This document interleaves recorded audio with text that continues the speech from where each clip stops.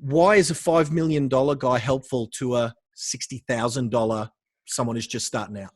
Well, because I've been there, it took me years to actually get anything to happen. So it was like, and I don't think the number is important. So it's probably about understanding.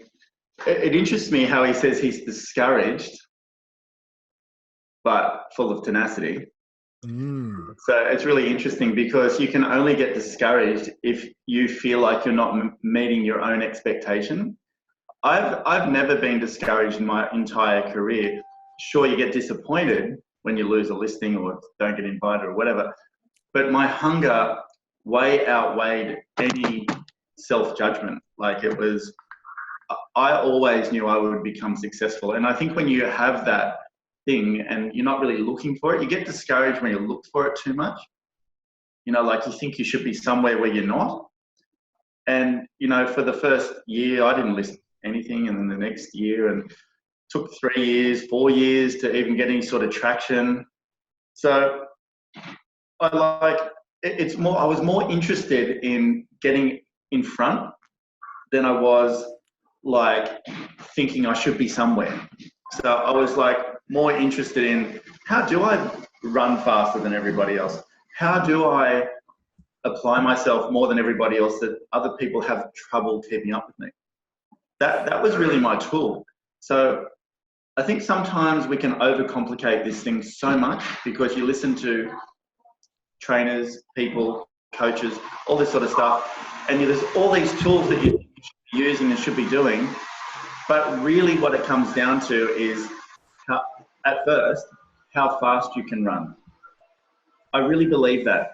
Once you get a certain amount of momentum, like because you are everywhere, and I mean everywhere, and you just forget about the time. Like if you have a rhythm that you stick to every day, that's a stretch, and I call it lockdown mode for 5 years. If you say, okay, I'm just going to dedicate myself for the next 5 years to outrun everybody, just that, just don't think about anything else. There's lots of other things. But if you have that in your mind, then you can't be discouraged. You can't be. Because you're not tied to that outcome. You're just tied to the activity. Yeah, you're just applying the fuel. Like you're literally just revving things up. Like even now, 25 years into my career, like I feel like I'm just revving it up even more now. Like, wow. And when I say even more, like how do I refine the art of service now? That's my question in my mind. So how do I refine the art of service that my competitors have trouble keeping up with me? I've done the run. I've done all the running. So I've got the profile, I've done the running, I've got the volume. Now I need to like even just turn it harder. So like when people deal with me, the service is so good that they deal with another real estate agent and they go, wow, this is like miles apart. That's the quest that I'm on now. So Michael, I would never feel discouraged. I think that in itself will send you backwards.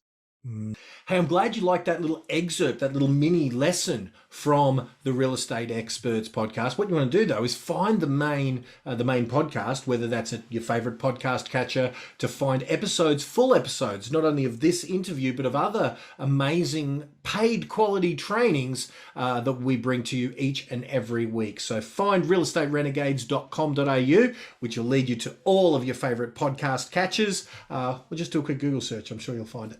Look forward to the next lesson that we bring you here at Real Estate Renegades. Bye for now.